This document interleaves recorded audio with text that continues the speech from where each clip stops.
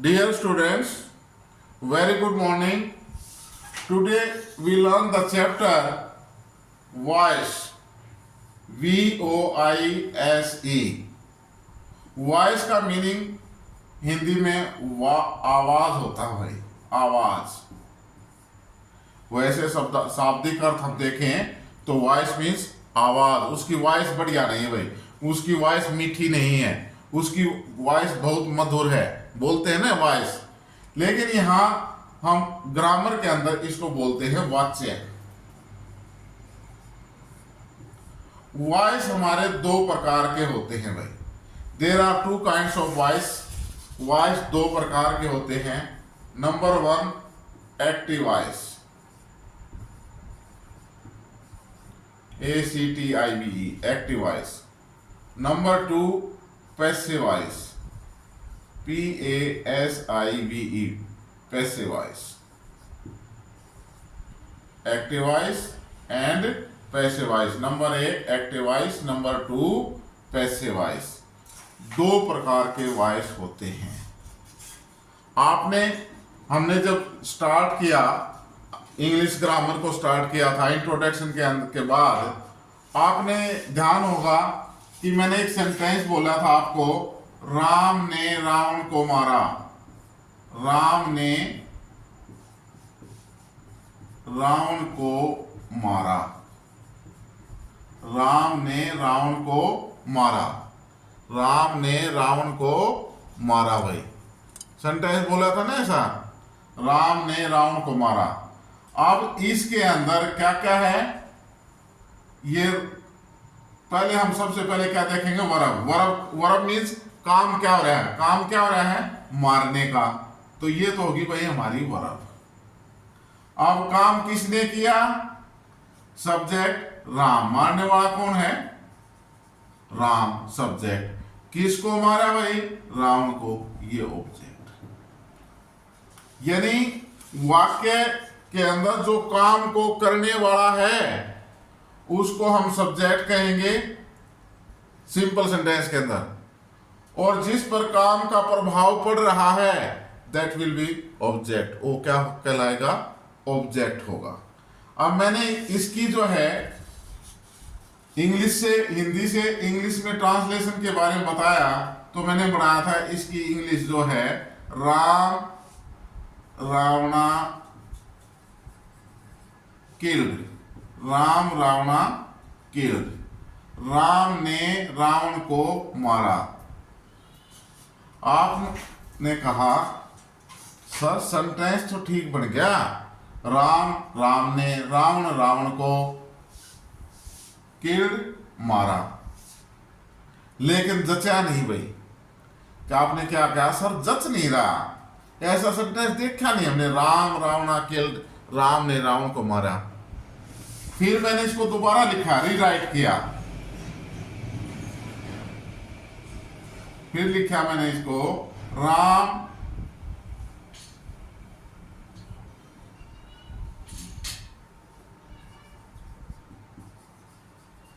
Killed रावणा। Ram killed रावणा, राम ने रावण को मारा। अब जचा भाई, बोले हाँ जी अब जच गया। क्यों जच गया कि हिंदी के अंदर हमारी स्ट्रक्चर क्या बनती है, हिंदी के अंदर स्ट्रक्चर क्या होती है भाई, हमने पहले भी बताया था।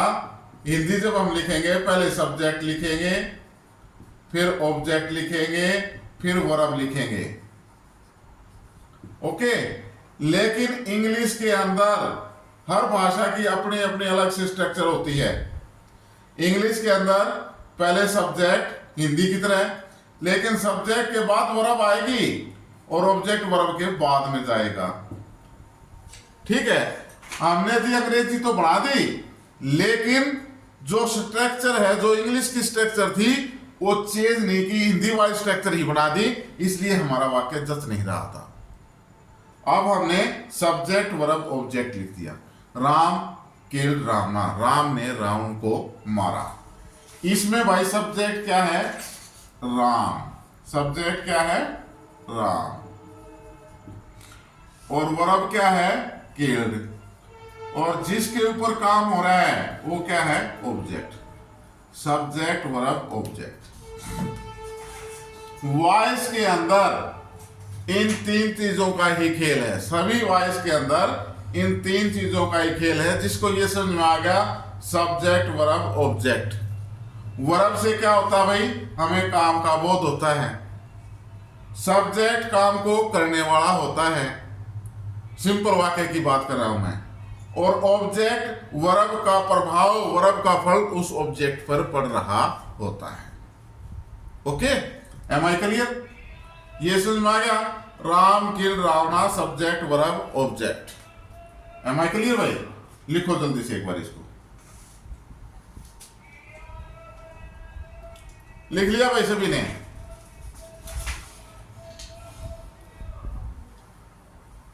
अब देखो भाई,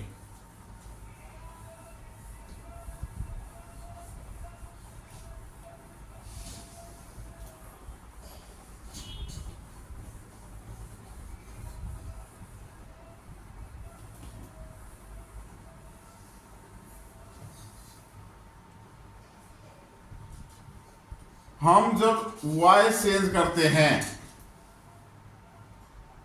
एक्टिव वॉइस से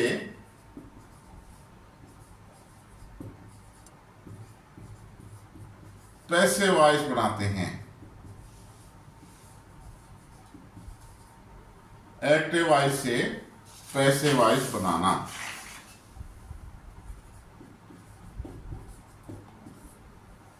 change active voice into passive voice. Change active voice into passive voice. जब हम एक्टिव वॉइस से पैसिव वॉइस बनाते हैं तो क्या करते हैं भाई? सब्जेक्ट होता है हमारे पास और ऑब्जेक्ट होता है। सब्जेक्ट और ऑब्जेक्ट होता है। हम क्या करते हैं? एक्टिव वॉइस का जो सब्जेक्ट हो उसे पैसिव वॉइस का ऑब्जेक्ट बना देते हैं। जो पैसिव वॉइस का ऑब्जेक्ट है तो उसको हम एक्टिव वॉइस का सब्जेक्ट बना देते हैं।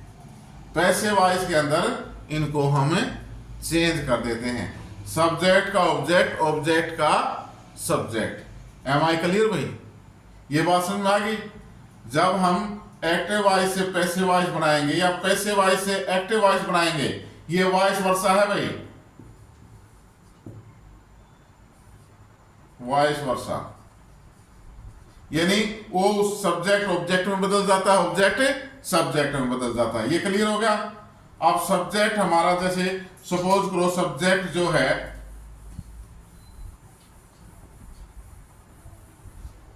पहला नियम है भाई। पहला नियम क्या कहता है? ये सब्जेक्ट को ऑब्जेक्ट और ऑब्जेक्ट को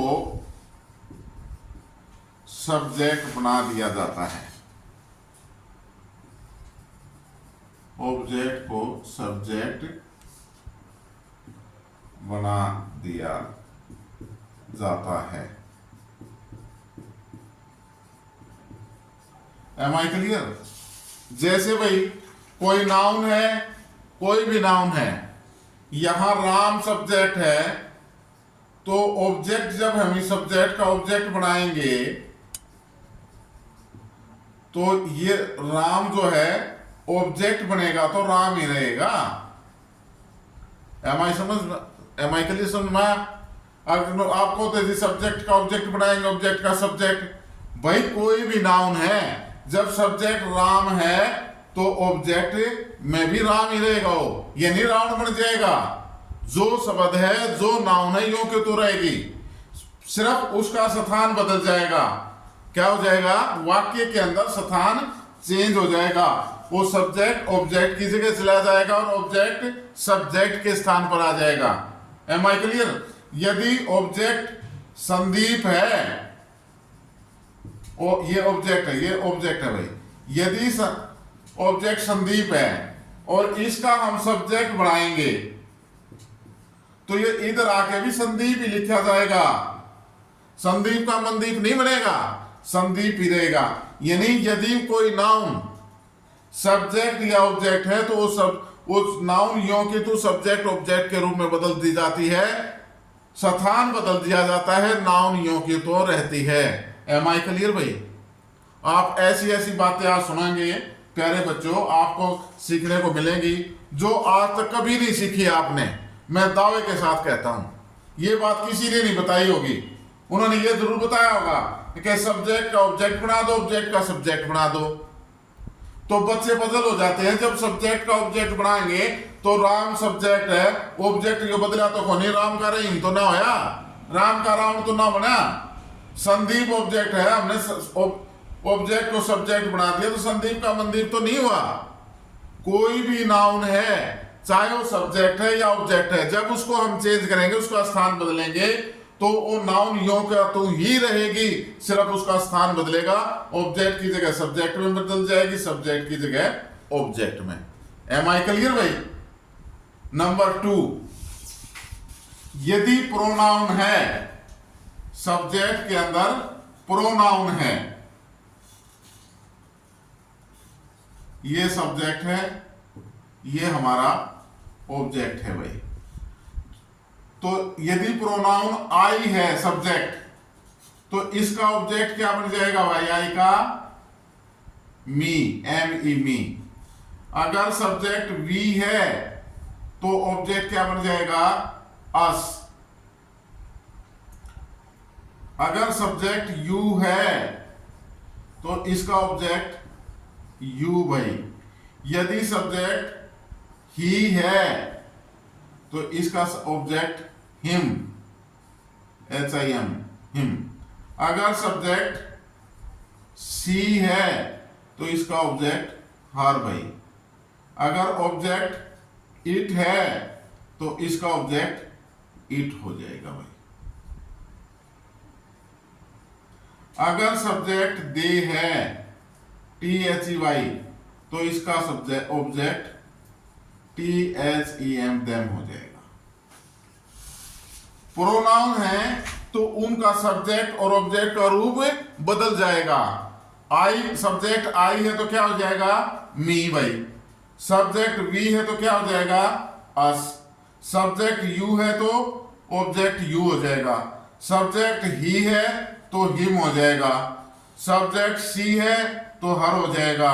सब्जेक्ट इट है तो इट हो जाएगा, और दे है तो देम हो जाएगा। जब सब्जेक्ट का ऑब्जेक्ट बनाएंगे ये बन जाएंगे।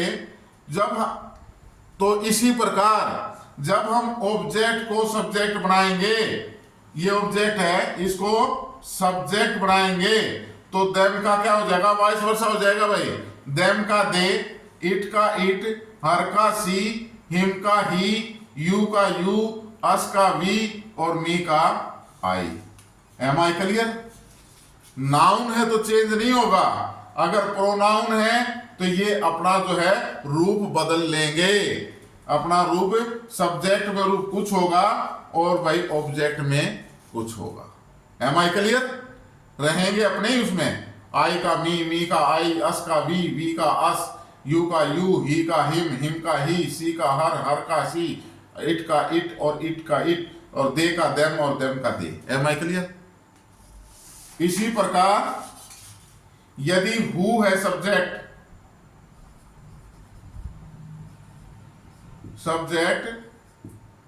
ऑब्जेक्ट भाई। अगर हु है तो इसका बाई हुम हो जाएगा, B Y by W H O M, by whom. Okay. और यदि सब्जेक्ट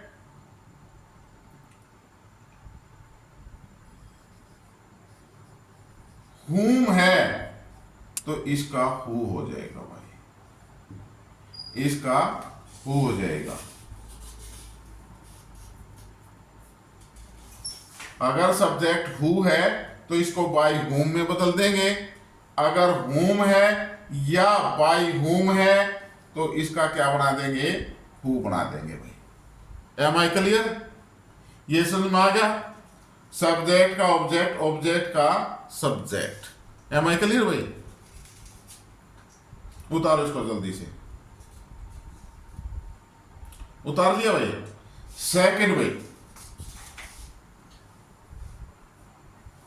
लिख लिया सभी ने? शाबाश।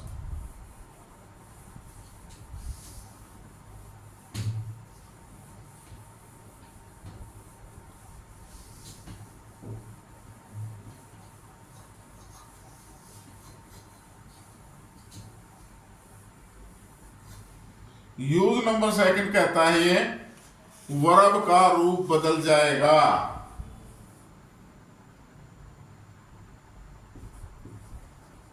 वर्ब का रूप एक्टिव वॉइस से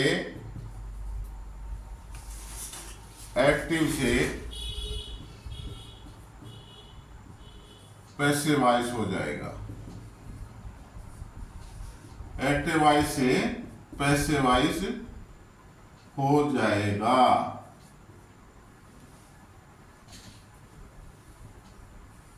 वर्ब का रूप एक्टिव वॉइस से पैसिव वॉइस हो जाएगा। यानी यदि एक्टिव वॉइस है तो पैसिव वॉइस में हो जाएगा, पैसिव वॉइस है तो एक्टिव वॉइस में हो जाएगा।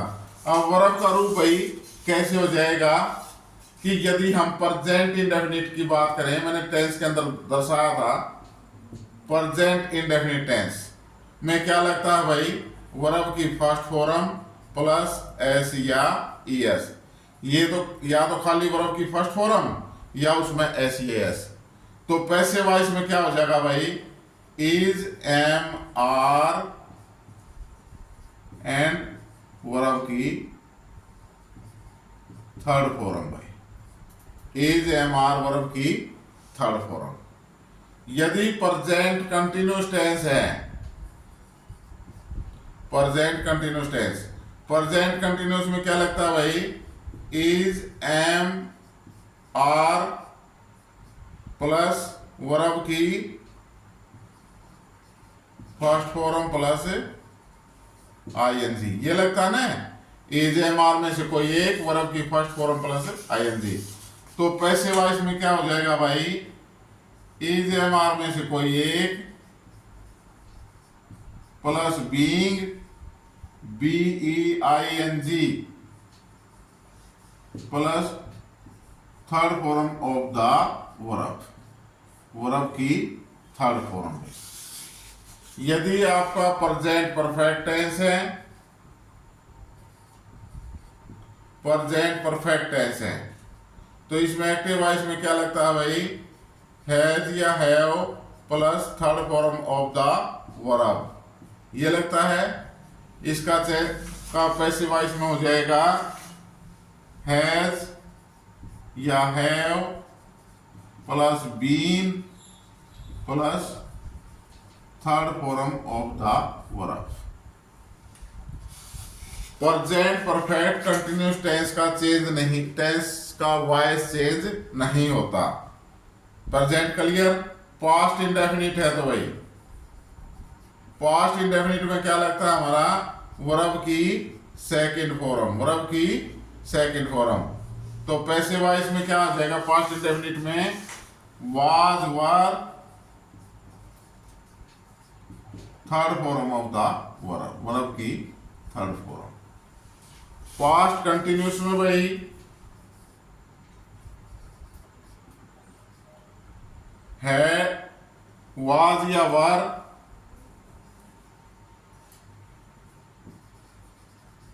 वाज या वर प्लस वर्ब की फर्स्ट फॉर्म प्लस आईएनजी भाई। इसमें क्या हो जाएगा? वाज या वर प्लस बीइंग प्लस वर्ब की थर्ड फॉर्म में। पास्ट परफेक्ट टेंस भाई, पास्ट परफेक्ट टेंस में क्या होगा? हेड वर्ब की थर्ड फॉर्म लगती है एक्टिव वॉइस में भाई। ये टेंस 8 याद कर लिया ना सभी ने? तो इसका पैसिव वॉइस बनाएंगे had been plus third form of the verb. Past का परफेक्ट कंटिन्यूस का नहीं हो बनता भाई। अब है future indefinite. Future indefinite tense. Future indefinite में क्या लगता है भाई, विल या सेल में से कोई एक प्लस वर्ब की फर्स्ट फॉर्म। इसमें क्या लग जाएगा, इधर विल बी या shall be,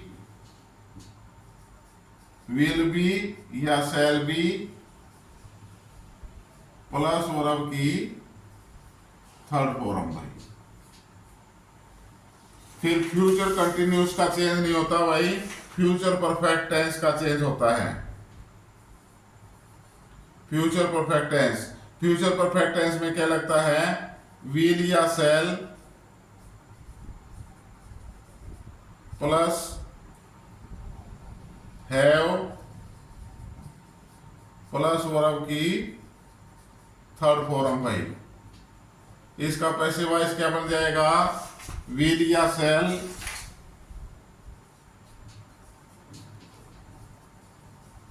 plus have plus been plus verb की थर्ड फॉर्म भाई। पैसिव वॉइस में सभी में वर्ब की थर्ड फॉर्म लगती है। एम आई क्लियर भाई। चाहे किसी भी टेंस का पैसिव वॉइस हो, उसमें सभी में वर्ब की थर्ड फॉर्म लगती है।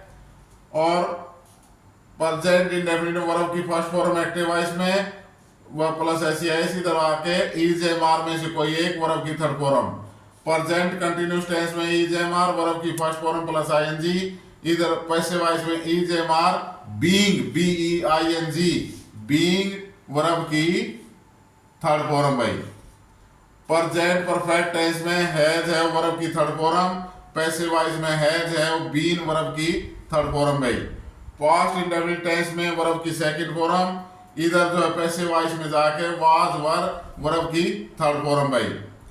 पास्ट कंटिन्यूस टेंस में वाज वर प्लस वर्ब की first form plus ING, passive voice में was were being B E I N G, being verb की थर्ड फॉर्म।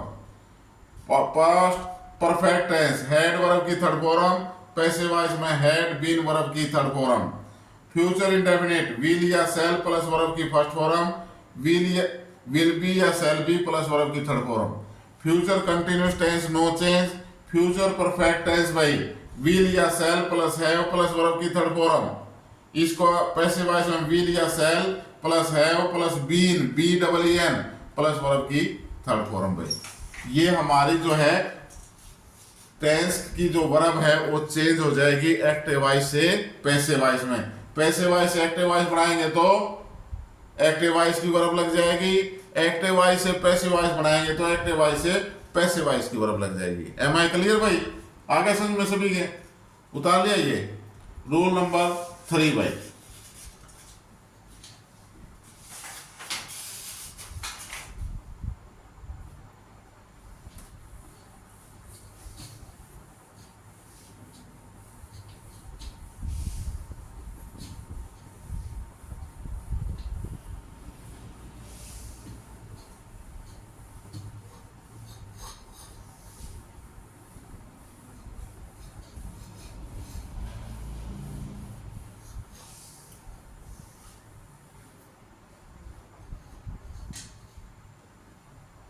रूल नंबर 3 भाई।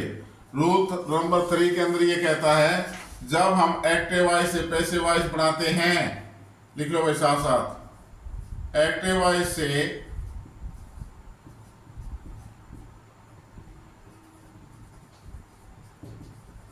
पैसिव वॉइस में passive voice बनाते समय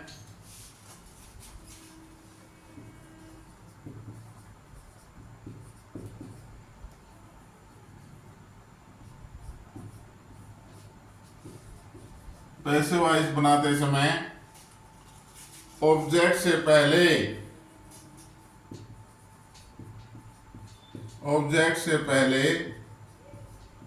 प्राय B Y, by का प्रयोग किया जाता है, बाई का प्रयोग किया जाता है। ऑब्जेक्ट से पहले बाई का प्रयोग किया जाता है। आज की क्लास में इतना ही भाई, कल आगे और बढ़ेंगे। आप सभी का थैंक यू वेरी मच। कृपया से आपके अपने channel Jasveer English grammar YouTube channel को देखने के बाद लाइक, शेयर और सब्सक्राइब जरूर करें। धन्यवाद। Thank you very much.